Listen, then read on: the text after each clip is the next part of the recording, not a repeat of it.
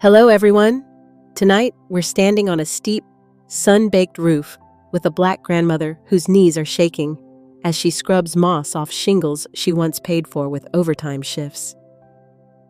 Right now, she's trying to catch her breath in the heavy heat when a bucket of ice water crashes over her back and her daughter-in-law laughs, calling her a lazy old hag for sleeping on the job, while her own son watches from the yard and says nothing. In a few minutes, you'll follow her from that rooftop to a lawyer's office where her daughter-in-law talks about nursing homes like she's ordering new furniture. Hear the words you're going to end up with nothing delivered like a threat. And then watch what happens when a sealed envelope from her late husband finally comes out of the safe. You'll sit beside her as a video begins to play. Hear a man who loved her more than life itself say, "If you're watching this, it means someone is trying to take advantage of you," and feel the entire room shift when everyone realizes the powerless woman in the chair is actually the one holding all the cards. If you've ever been told you were in the way, treated like free labor in a house you built, or made to feel like getting older meant you should be grateful for whatever crumbs people tossed your way, this story may land so close to your own scars that you might not emotionally survive it. So, before you get too comfortable, take a moment to like the video and subscribe, but only if you truly enjoy what I do here. And while you're settling in, drop your city and your local time in the comments. I love seeing where you're listening from and how our little nighttime circle stretches across the map. Now, turn off the lights, maybe turn on a fan for a gentle hush of noise, and let's begin our journey together tonight. I fainted while cleaning my son's roof. My daughter-in-law threw a bucket of ice water on me and said, "Lazy old hag, stop sleeping." At that moment, I just smiled and made a call that left her screaming nonstop. I'm glad to have you here. Follow my story until the end and comment the city you're watching from so I can see how far my story has reached. You're going to end up with nothing, and we're sending you to a nursing home. Simone's voice cut through the lawyer's office like a blade, her perfectly manicured fingers drumming against the mahogany table as she delivered those words with such casual cruelty. I sat there, my hands trembling slightly as I gripped the arms of my chair, feeling every one of my 59 years weighing down on me like stones. The room fell silent except for the tick of an antique clock on the wall. My son Xavier shifted uncomfortably in his seat beside his wife, but he didn't say a word. Not one word to defend me. The mother who had raised him alone, who had worked 2 jobs to put him through college, who had sacrificed everything so he could have the life he wanted. Now, Mrs. Douglas, Mr. Caldwell, the lawyer, cleared his throat diplomatically. Let's keep this civil. We're here to discuss the division of assets following your husband's passing. Simone laughed, a sound like breaking glass. Civil. She's been living in our house for free for 2 years. It's time she learned what the real world looks like. Our house. She called it our house when Leonard and I had bought it 35 years ago, long before Xavier even dreamed of marrying this woman.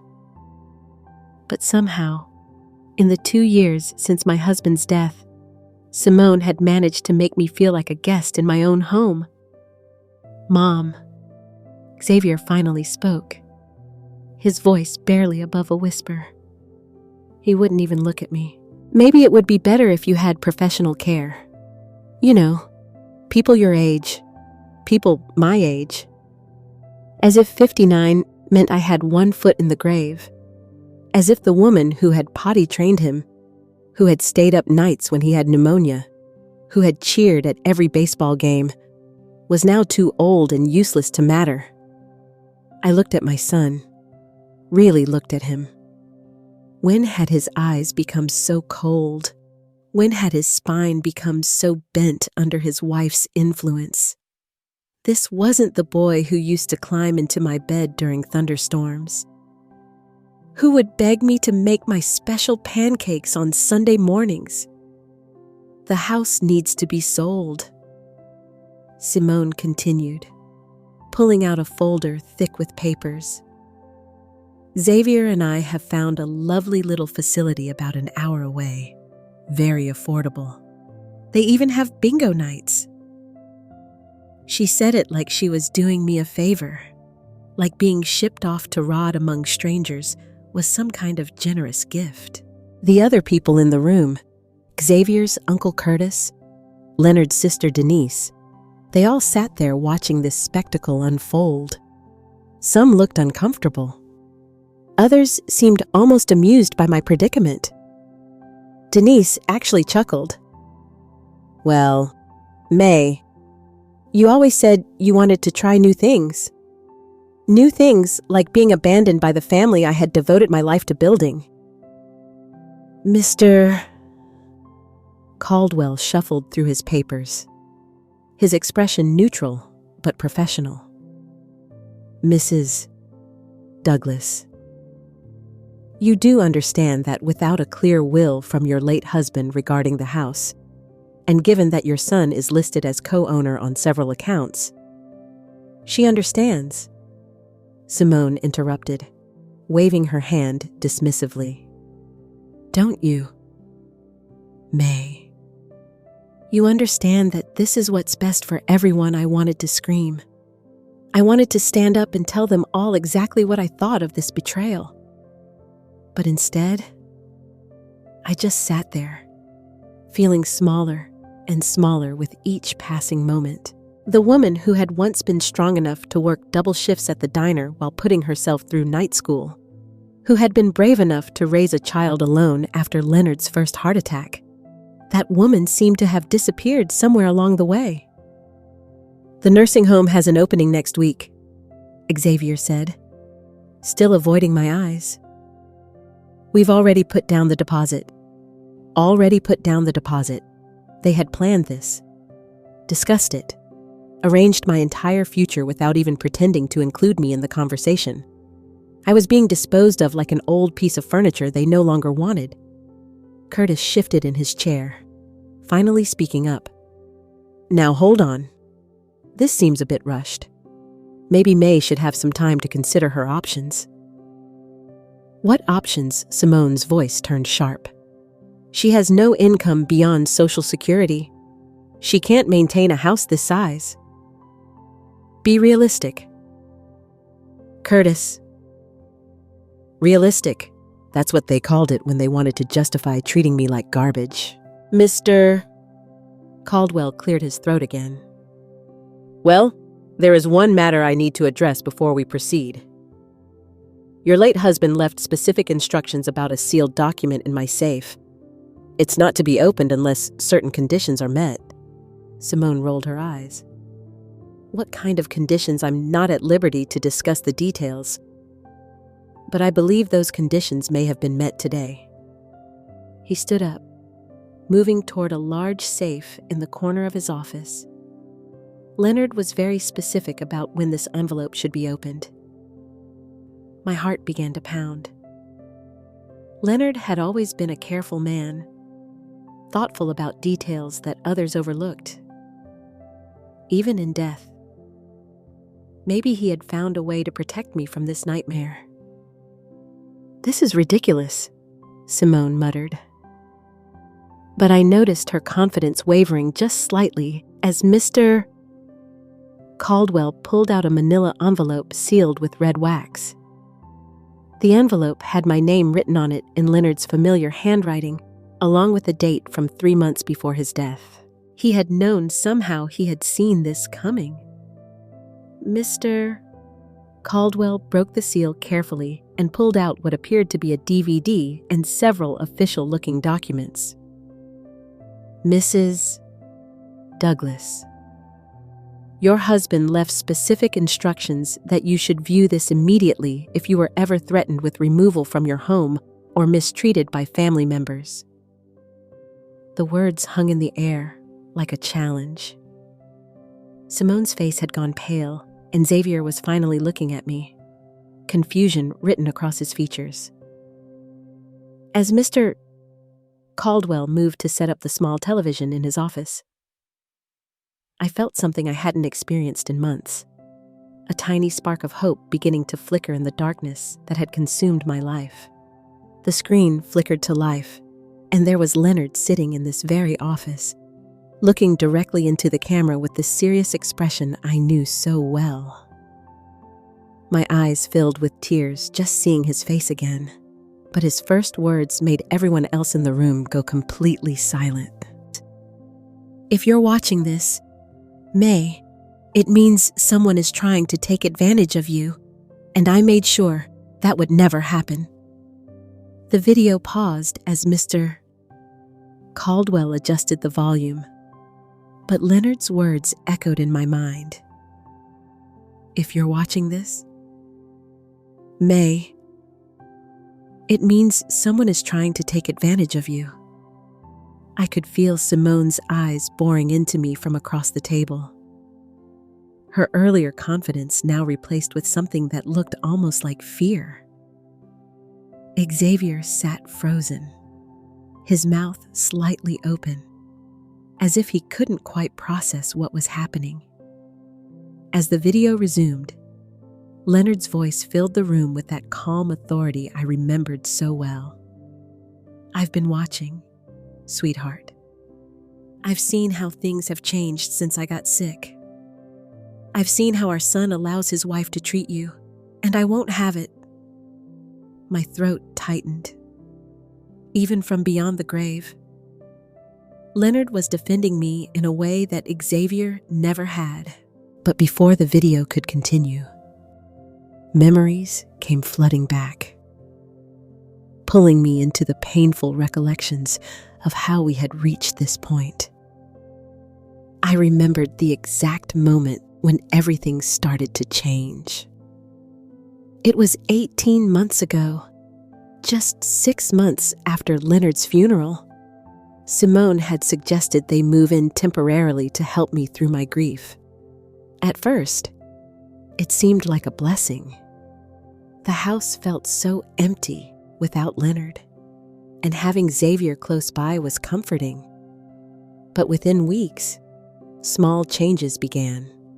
Simone started rearranging the kitchen, claiming she was helping me organize. She threw out Leonard's favorite coffee mug because it was chipped and unsanitary. She replaced our family photos in the living room with her own modern art pieces, saying, "The old pictures made the space feel dated. I should have spoken up then. I should have set boundaries. But I was drowning in grief, and having my son nearby felt like the only thing keeping me afloat.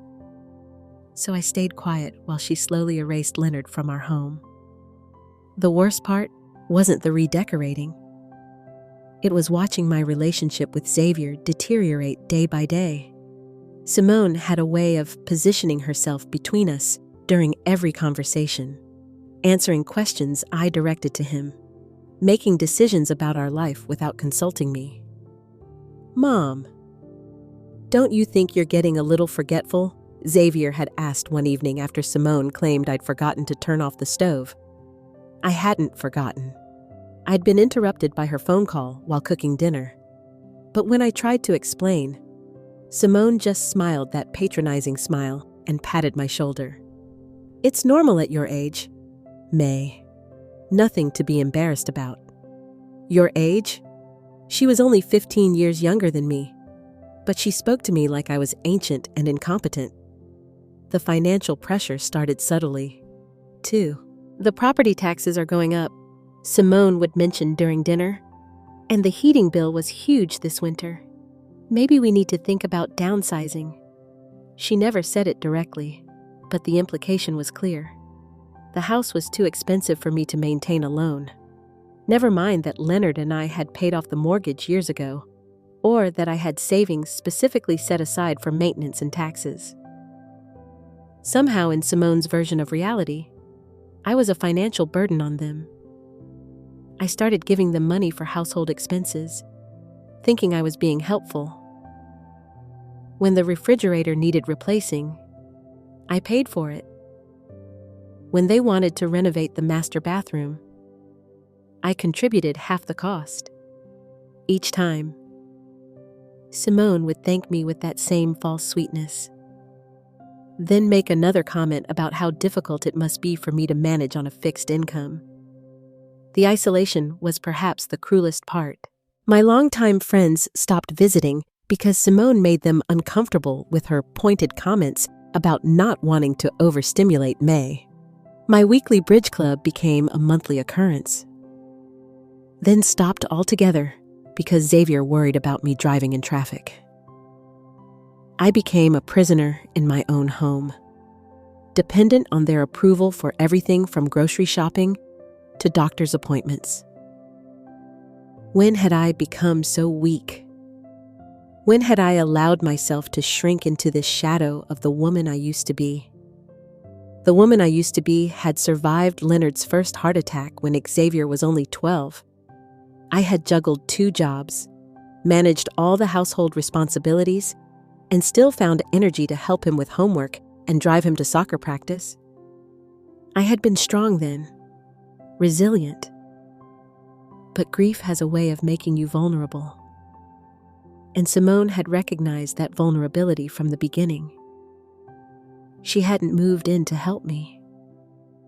She had moved in to take over. The video continued playing, pulling me back to the present. Leonard was explaining something about legal documents, his voice growing more serious. I want you to know, May, that I saw what was happening. I watched how Simone looked at our house, our belongings, like she was already calculating their worth. I heard the conversations she thought I couldn't hear from my hospital bed. Xavier flinched at these words, and I could see him glancing nervously at his wife. Simone's face had gone completely white. I need to tell you about a conversation I overheard. Leonard continued on the video.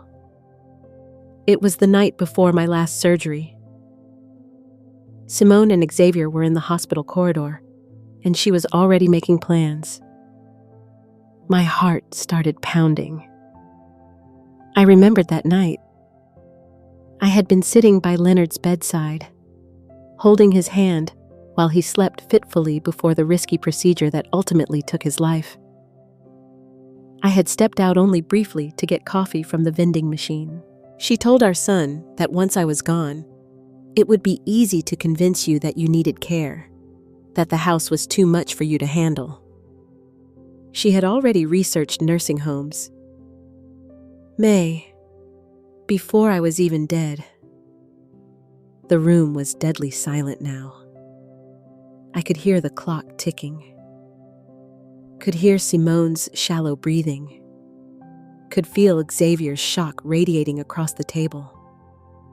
But what she doesn't know.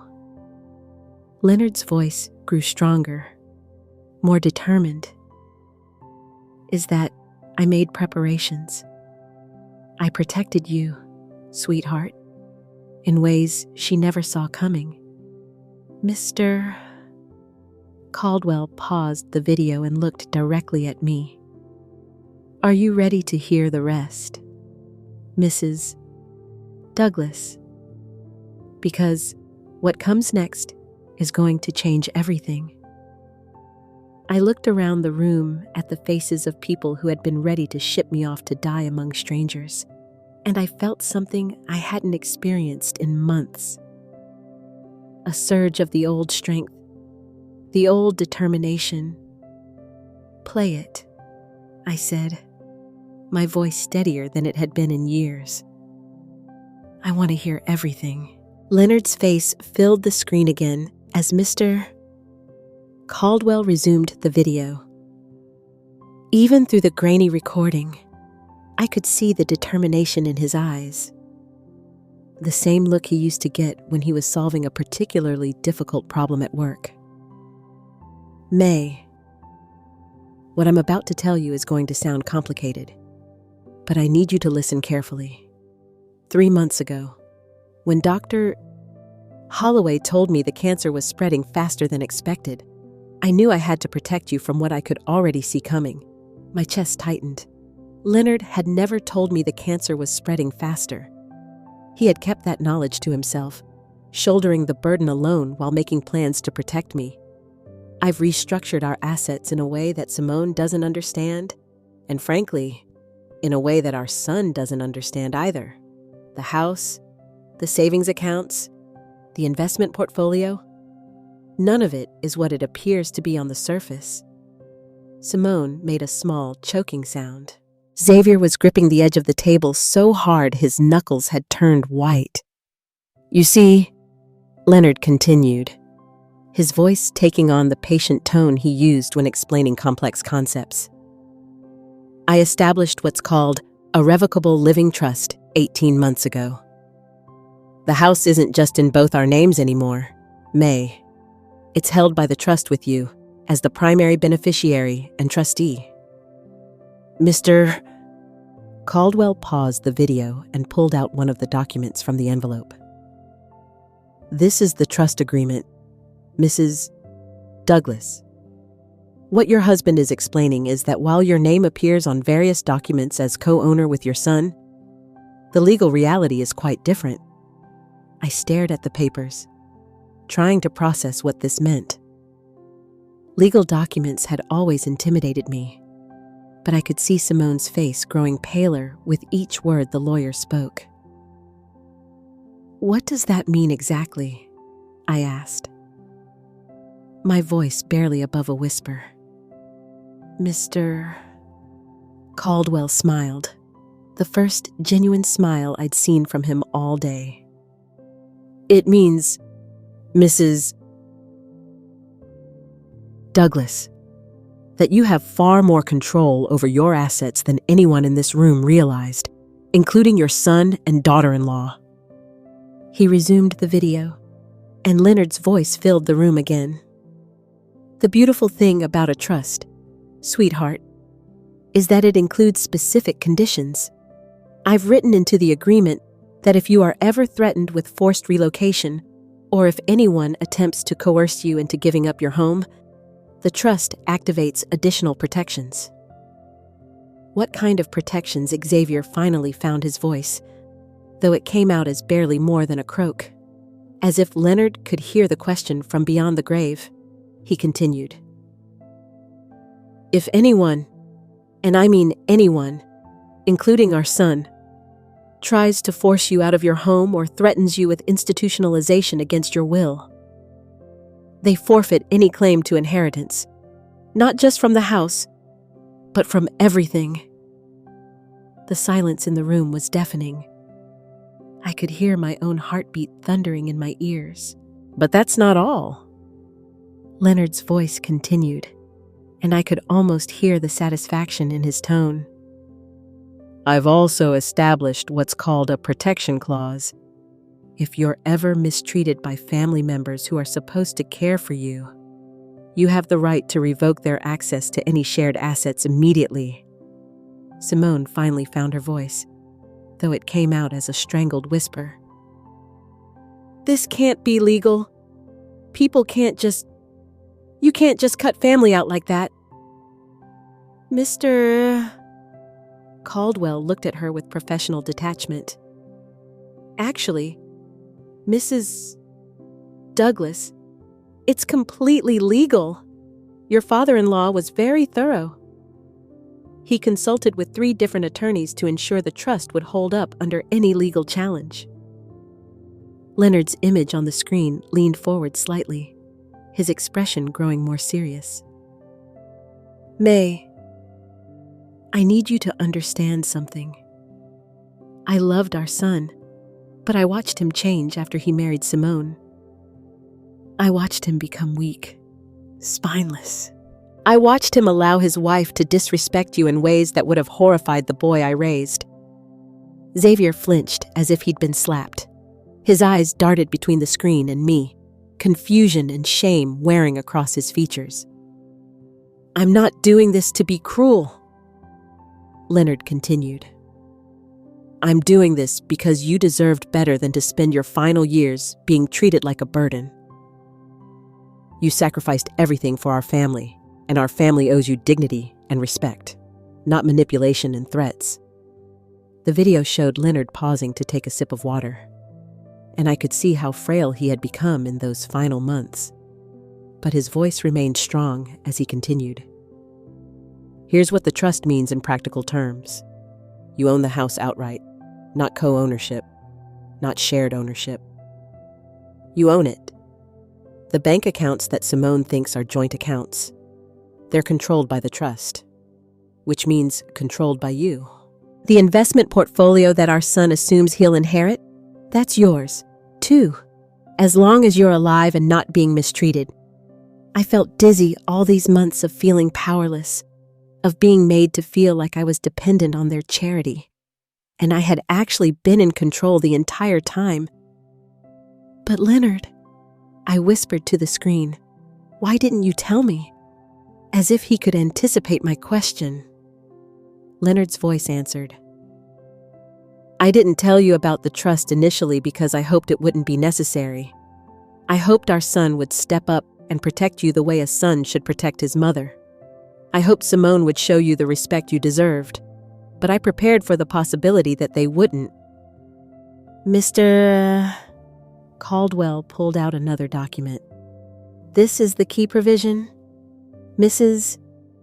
Douglas, the trust states that if you are ever threatened with forced institutionalization by family members, or if you are subjected to verbal abuse or manipulation regarding your living situation, you have the right to invoke what your husband called the nuclear option." Nuclear option. My voice was barely audible. "Complete severance," Mr. Caldwell explained.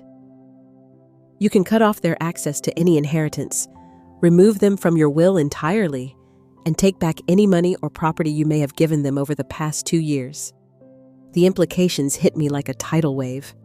The money I had given them for house repairs, for the new refrigerator, for countless other expenses. I could demand it back. The renovations Simone had insisted on, claiming they were improvements to our house. She had been spending my money to improve my property. Simone seemed to realize this too. Her face had gone from pale to green, and she was gripping the arms of her chair like she might collapse. "There's more," Leonard said from the screen, and I could swear I heard a note of grim satisfaction in his voice. "May, I want you to know that I documented everything. Every conversation I overheard, every instance of disrespect, every manipulation. It's all recorded in a journal that Mr. Caldwell has copies of." Mr. Caldwell nodded and pulled out a thick-bound notebook. "Your husband was very thorough, Mrs. Douglas. He documented dates, times, witnesses when possible. Everything from Simone throwing away your belongings without permission to Xavier's failure to defend you when she made cruel comments about your age." I stared at the notebook, overwhelmed. Leonard had been protecting me even when I thought I was completely alone. "The choice is yours now, sweetheart." Leonard's voice continued from the video. "You can forgive them and continue as before if you believe they've learned their lesson and will treat you with the respect you deserve. Or you can use the power I've given you to ensure your own dignity and security." The video showed Leonard leaning back in his chair, looking directly into the camera with an expression of profound love and determination. "Either way, never let anyone make you feel powerless again. You are stronger than you know, and you deserve so much better than what they've been giving you." As the video ended and the screen went dark, I sat in the stunned silence of the lawyer's office. feeling like I was seeing the world clearly for the first time in 2 years. The power had been in my hands all along. I just hadn't known it existed. The silence that followed the end of Leonard's video was unlike anything I had ever experienced. It was the kind of silence that happens when the world shifts on its axis. When everything you thought you knew reveals itself to be an illusion. Mr. Caldwell cleared his throat gently. Mrs. Douglas, I need to explain exactly what this means in terms of your current situation. As of this moment, you have several options available to you. I nodded, though my mind was still reeling. The woman who had walked into this office an hour ago, the woman who had felt powerless and discarded, was gone. In her place sat someone I barely recognized, someone who held all the cards in a game I hadn't even realized I was playing. First, Mr. Caldwell continued, opening a thick folder. Let me show you the actual state of your finances. He spread several documents across the table. Bank statements, investment portfolios, property assessments, numbers that made my eyes widen in shock. You currently have assets worth approximately $2 million, Mrs. Douglas. The house is valued at $450,000 and is entirely yours. Your investment portfolio has grown considerably since your husband's death, thanks to his careful planning and the rising market. Simone made a strangled sound. That's impossible. The house has a mortgage. The accounts are joint. Actually, Mr. Caldwell said calmly, the mortgage was paid off through the trust 18 months ago. What you've been calling mortgage payments were actually maintenance funds being deposited into a separate account for property upkeep. I stared at him. You mean when they told me I needed to contribute to the mortgage payments you were paying into your own home maintenance fund? He confirmed. Every dollar you gave them for household expenses went into accounts that you control. The betrayal hit me like a physical blow. They had been taking my money while making me feel like I was a financial burden. They had convinced me I couldn't afford to live in my own home while secretly depositing my contributions into accounts I owned. Xavier finally spoke, his voice hollow. Mom, we didn't know. I swear, we didn't know about the trust. But you knew about the lies. I said quietly, my voice steadier than I felt. You knew you were making me pay for things that were already paid for. You knew Simone was throwing away Leonard's belongings and treating me like I was incompetent. He opened his mouth, then closed it, unable to find words that would make any of this better. Mr. Caldwell pulled out another document. There's something else. Mrs. Douglas, your husband included specific provisions about what should happen if the conditions of mistreatment were met. What kind of provisions? Financial recovery provisions. Any money you've given to family members under false pretenses can be immediately reclaimed. This includes the $15,000 you provided for bathroom renovations, the $8,000 for the new refrigerator and appliances, and approximately $24,000 in what you believed were mortgage and utility contributions over the past 18 months. My breath caught. Nearly $50,000. Money I had scraped together from my savings. Money I had worried about spending because I thought I was living on limited means. Furthermore, Mr. Caldwell continued, since they were living in your home without paying rent while simultaneously deceiving you about the financial situation, you're entitled to charge back rent for the entire period. Back rent, I whispered. At current market rates for a house of this size, approximately $2,400 per month. For 18 months, That would be $40,200. I calculated automatically, my mind sharp despite the emotional chaos. Simone shot to her feet, her carefully maintained composure finally cracking completely. This is insane. You can't just suddenly decide we owe you money for living in the family home. It's not the family home. Mr. Caldwell said, matter-of-factly. It's Mrs. Douglas's home. You've been living there as guests, albeit guests who have been systematically deceiving your hostess about her own finances. Xavier, say something. Simone turned to her husband desperately, but Xavier was staring at me with an expression I couldn't quite read. Shame, certainly. Regret, maybe, but also something that looked like the dawning realization of just how badly they had treated me.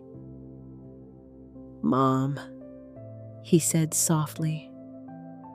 I didn't mean for it to happen like this, but you let it happen, I replied, my voice growing stronger with each word. You watched your wife humiliate me in my own home. You stood by while she threw away your father's belongings.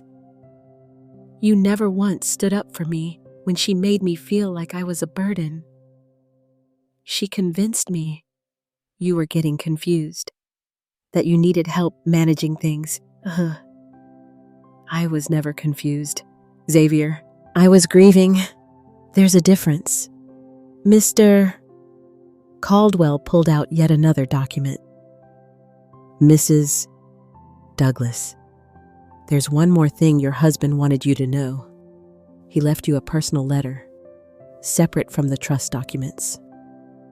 He handed me a sealed envelope with my name written in Leonard's familiar handwriting. My fingers trembled as I opened it. My dearest May, the letter began. If you're reading this, then my worst fears have come to pass. Our son has allowed his wife to treat you with the disrespect and cruelty that no mother should ever have to endure. Tears started flowing down my cheeks as I continued reading silently. I want you to know that you are not the weak, confused old woman they've tried to make you believe you are. You are the strongest person I've ever known. You raised our son to be a good man, but somehow he lost his way. Don't let his failures diminish your worth. The letter went on for 2 pages, reminding me of my strengths, my accomplishments, the sacrifices I had made for our family. It ended with words that hit me like a lightning bolt. You have spent your whole life taking care of others. Now it's time to take care of yourself.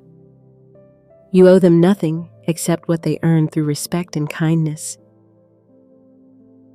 And sweetheart, they haven't earned anything. I folded the letter carefully and looked up at the faces around the table. Curtis and Denise were studying their hands, clearly uncomfortable with what they had witnessed. Simone was crying now, but they weren't tears of remorse. They were tears of a person who had just realized their scheme had collapsed. And Xavier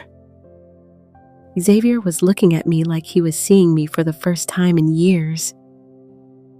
Mom, he whispered. What can I do to fix this? I stood up slowly, feeling every bit of my 59 years, but also feeling stronger than I had in months. I don't know if you can fix this, Xavier, but I know what I'm going to do. I turned to Mr. Caldwell. I want them out of my house by the end of the week. I want every penny they owe me calculated and documented, and I want to make sure this can never happen to me again. Of course, Mrs. Douglas, I'll prepare all the necessary paperwork. Simone's crying became louder, more desperate. May, please, We can work this out. We're family." I looked at her for a long moment.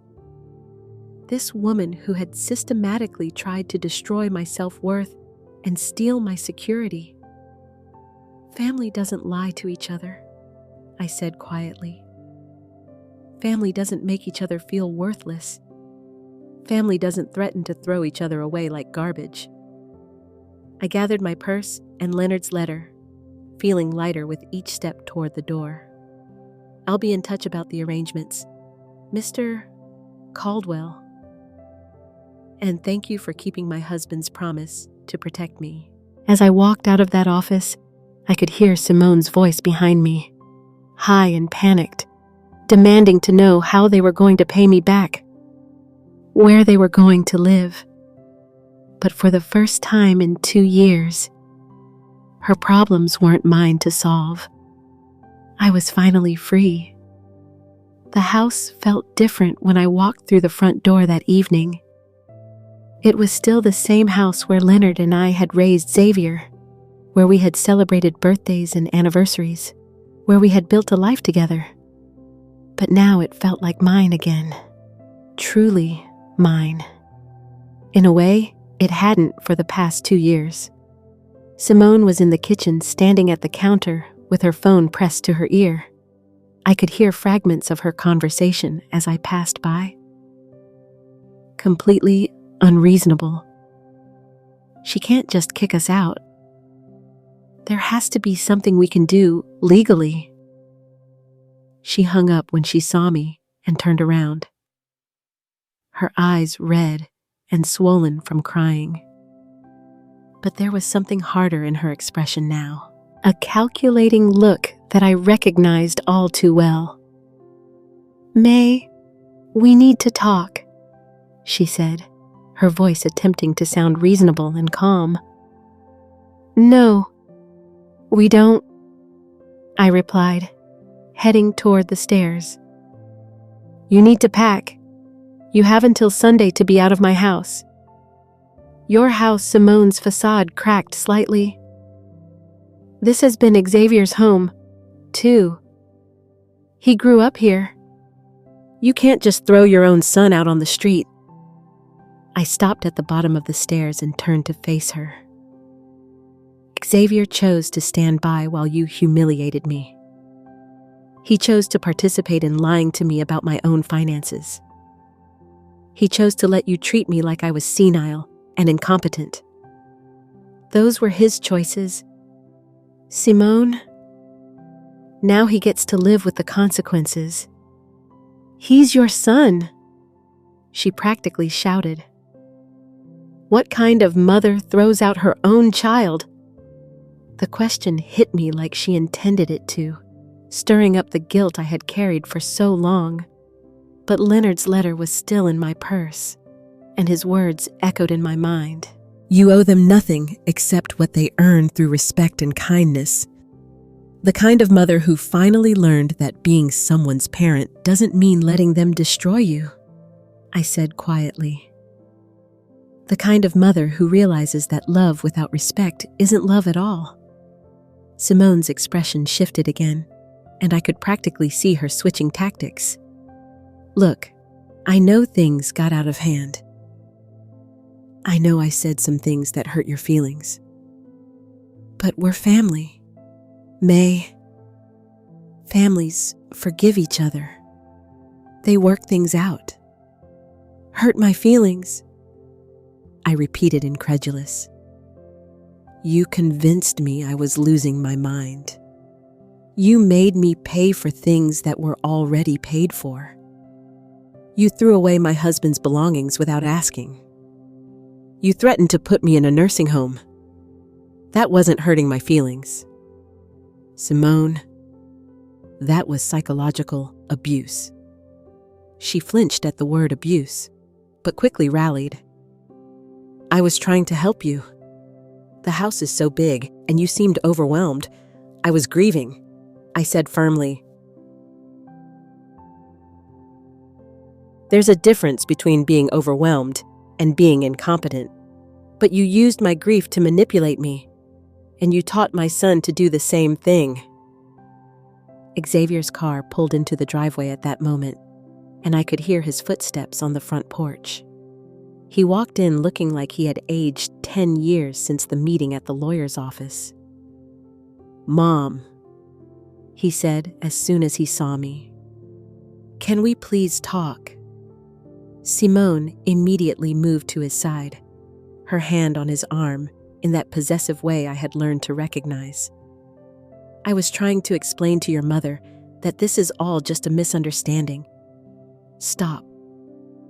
Xavier's voice was quiet but firm, and Simone looked shocked when he gently removed her hand from his arm. "Just stop talking for a minute." He looked at me with eyes that reminded me for just a moment of the little boy he used to be. "Mom, I know I messed up. I know I let you down. But please, can you find it in your heart to give me another chance?" The part of me that had spent 37 years being his mother wanted to say yes immediately, wanted to forgive him and pretend this had all been a bad dream. But the stronger part of me, the part that Leonard had tried to protect, knew better. What kind of chance? Xavier, a chance to continue letting your wife run my life, a chance to keep lying to me about my own money, a chance to keep treating me like I'm a burden you have to manage? No. We could set boundaries. We could go to counseling. We could figure out how to make this work. I studied his face, looking for sincerity, for real remorse. What I saw instead was desperation. The desperation of a man who had just realized he had lost not just his inheritance, but his free place to live. "Xavier, when was the last time you stood up for me? When was the last time you told your wife that she was wrong to treat me the way she did?" He opened his mouth, then closed it again. We both knew the answer was never. "When was the last time you visited me just because you wanted to see me? Not because you needed something again?" Silence. "When was the last time you thanked me for the thousands of dollars I've given you over the past 2 years, instead of making me feel guilty for not giving more?" His eyes filled with tears, but I couldn't tell if they were tears of genuine remorse or just tears of self-pity. "I thought I was helping you," he whispered. "Simone said you were getting confused, that you needed us to manage things for you. And you believed her instead of talking to me directly. You believed her when she said I was incompetent, even though I raised you by myself for years after your father's first heart attack. You believed her when she said I couldn't handle my own finances, even though I managed to put you through college and save enough money to buy this house outright." Simone stepped forward again, her voice taking on a wheedling tone. "May, maybe we all made mistakes. Maybe we can start fresh. I promise things will be different." I looked at her for a long moment, remembering every cruel comment, every dismissive gesture, every moment. She had made me feel small and worthless in my own home. "Your promise isn't worth anything to me. Simone, you promised to love and honor my son, but you turned him into someone I barely recognize. You promised to be part of our family, but you've spent 2 years trying to erase me from it. I turned to Xavier and you. You promised to love and protect the people who mattered to you. But when it came time to choose between protecting me and keeping your wife happy, you chose her comfort over my dignity every single time." The silence that followed was broken by Simone's phone ringing. She glanced at it and then at Xavier with a look of panic. "That's the lawyer I called," she whispered. "She says we might have grounds to contest the trust." "Answer it," I said calmly. go ahead and contest it. But you should know that while you're spending money on lawyers, I'll be charging you rent for every day you stay in my house and interest on the money you owe me. Mr. Caldwell was very clear about my legal rights. Simone's face went white. You're bluffing. I pulled out my phone and showed her the text message Mr. Caldwell had sent me an hour ago. Daily rate for continued occupancy, $125 per day. Interest rate on outstanding debt, 8% annually, compounding monthly. All legally enforceable under the terms of the trust. Xavier sank into a chair, his head in his hands. Mom, where are we supposed to go? We don't have money for a deposit on an apartment, especially if we have to pay you back. For a moment, my heart almost softened. But then I remembered Simone's voice that morning. You're going to end up with nothing, and we're sending you to a nursing home. You should have thought about that before you decided I was disposable, I said quietly. I started up the stairs, then paused halfway up. Oh, and Simone, I want my mother's china back and my grandmother's jewelry. All the things you convinced me to lend you because they would be safer in your room. Those were gifts, she protested. I smiled for the first time in hours. Prove it. Show me where I signed anything giving them to you. Show me the documentation because Mr. Caldwell is going to need a complete inventory of everything that needs to be returned. As I continued up the stairs, I could hear them whispering frantically below, planning, scheming, trying to find some way out of the corner they had painted themselves into. But for the first time in 2 years, their panic wasn't my problem to solve. I went into my bedroom, the bedroom that Leonard and I had shared for 35 years, and looked around. Curtis Oro. I would start reclaiming my space, my life, my dignity. Curtis Oro. I would begin the process of healing from what they had done to me. Tonight, I would sleep peacefully in my own bed, in my own house, knowing that no one could take it away from me ever again. 6 months later, I stood in my kitchen making coffee and actually smiled at the morning sunshine streaming through the windows. The house was quiet, genuinely peaceful quiet. Not the tense walking on eggshells, quiet it had been when Xavier and Simone lived here. They had moved out that Sunday, just as I'd demanded. It hadn't been graceful. There had been more tears from Simone, more pleading from Xavier, and a few not-so-subtle threats about how I would regret treating family this way. But Mr. Caldwell had been thorough in his documentation, and they quickly realized that fighting me legally would cost them far more than they could ever hope to gain. The final accounting had been sobering, including back rent, fraudulent expenses, and the value of my belongings they had borrowed. They owed me $127,000. They had managed to pay back $23,000 by selling Simone's car and some jewelry. The rest was being paid in monthly installments that would take them 5 years to complete. I had been tempted to forgive the debt. The old me would have done exactly that. But Leonard's letter had been clear. You owe them nothing except what they earned through respect and kindness. They hadn't earned forgiveness. They had earned consequences. My phone rang, interrupting my thoughts. The caller ID showed a number I didn't recognize. Hello? Mom? Xavier's voice was hesitant, uncertain. We hadn't spoken since the day they moved out, though. He had been sending monthly checks with brief notes attached. Hello, Xavier. I kept my voice neutral. I was wondering if we could talk, maybe meet somewhere for coffee. I considered this. What about I've been going to counseling, individual counseling, not couples counseling. I wanted to understand how things went so wrong between us. This surprised me.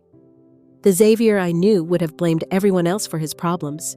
And what have you learned? There was a long pause, that I stopped being your son somewhere along the way, that I became someone I don't even recognize, someone Dad would have been ashamed of. The mention of Leonard hit me unexpectedly hard.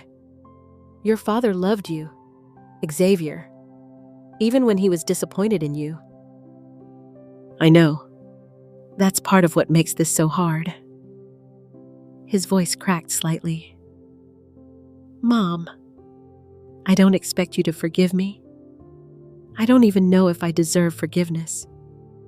But I wanted you to know that I understand now what I did to you, what I let Simone do to you. I walked to the window and looked out at the garden Leonard and I had planted together. It was thriving now that I had time to tend it properly. Where is Simone? I asked. Another pause. We separated 3 months ago. She couldn't handle the financial pressure or the fact that I finally started standing up to her when she badmouthed you. I felt a mix of satisfaction and sadness. Satisfaction that he had finally found his backbone. Sadness that it had taken losing everything for him to find it. She's living with her sister in Phoenix. He continued. She wanted me to declare bankruptcy to find some way to get out of paying you back. When I refused, she said I was choosing you over her. And were you, I was choosing to do the right thing. Finally, he was quiet for a moment. Mom, I know this doesn't make up for anything, but I need you to know that I'm proud of you for standing up to us. I'm proud of you for not letting us destroy you completely. Tears started in my eyes, but they weren't tears of sadness. They were tears of something I had thought was lost forever. Hope. Would you like to come to dinner on Sunday? I heard myself ask. I'll make pot roast the way you used to like it. Are you sure? His voice was full of cautious hope. I'm sure. But Xavier, we're starting from scratch. You don't get to be my son just because you were born to me. You have to earn it back. I understand. And Mom, I want to earn it back. I want to be the man Dad raised me to be.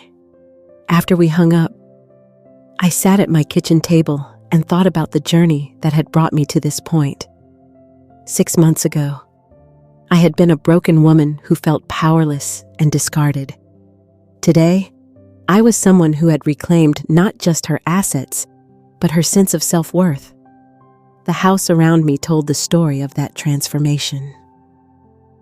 Leonard's photographs were back on the mantle. His favorite coffee mug sat in its place in the cabinet. The rooms were decorated the way I wanted them, not the way someone else thought they should be. I had reconnected with old friends who had been gradually pushed out of my life. My bridge club was meeting here again next Tuesday. I had even started dating. Nothing serious. Just coffee with a nice widower hour from church who made me laugh and treated me with respect. The woman who had been threatened with a nursing home was now volunteering at the local senior center, helping other elderly people understand their financial rights.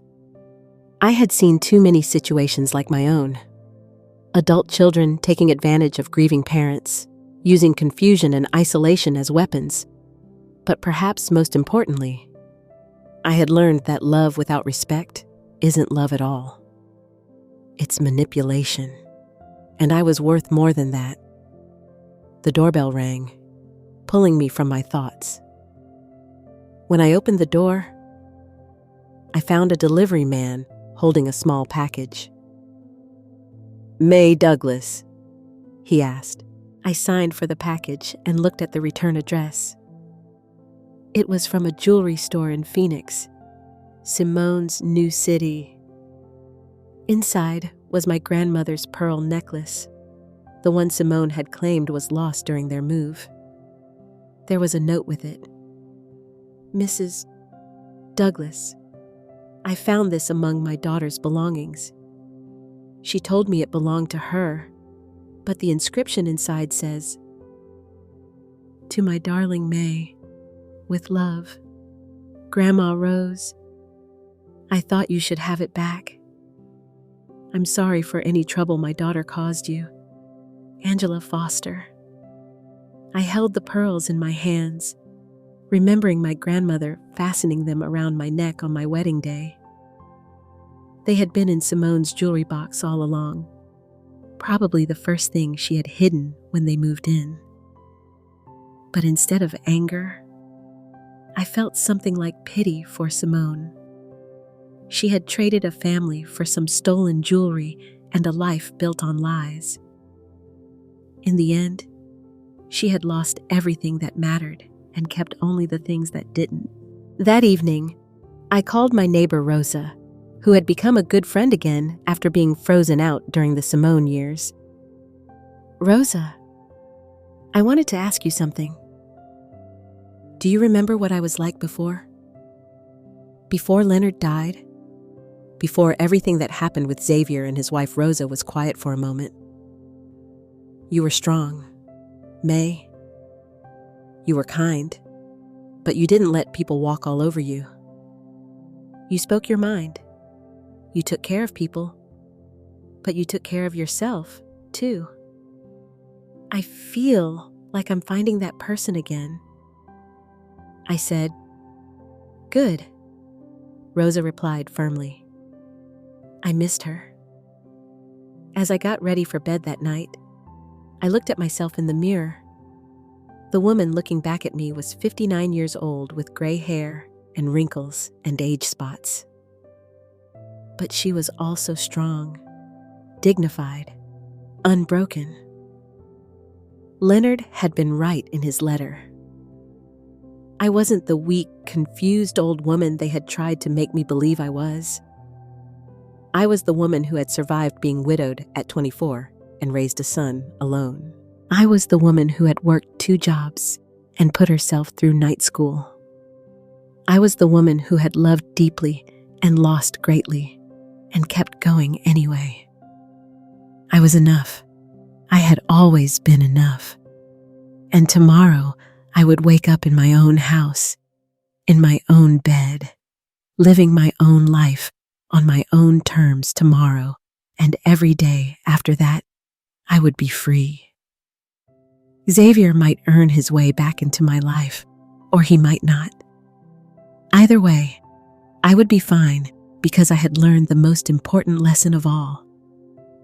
The only person responsible for my happiness was me. And for the first time in years, I was truly deeply happy.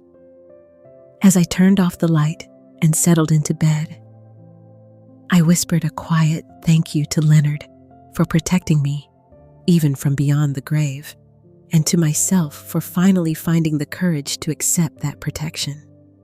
Some endings are really beginnings. This was mine. Now, I'm curious about you who listened to my story.